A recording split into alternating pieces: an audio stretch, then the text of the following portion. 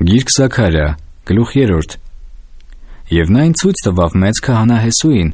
որ կանգնել էր Տիրոջ հրեշտակի առաջին, և Սատանան կանգնել էր նրա աջ կողմին նրան հակառակելու համար։ Եվ Տերն ասեց Սատանային. «Տերը քեզ հանդիման է, ով Սատանա, և Տերը քեզ հանդիման է,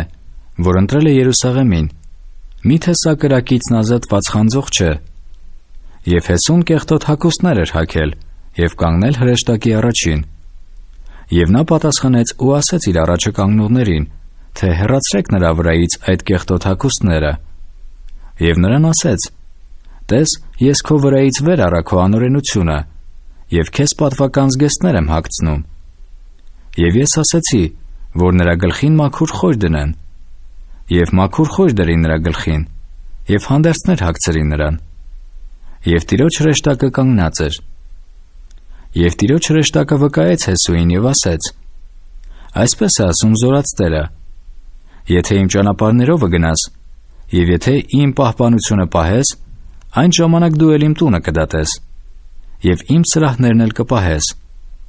Եվ ես քեզ ընթաց կտամ այս կանգնողների մեջ։ Մեկ լսիր, ով մեծ քահանա Հեսու,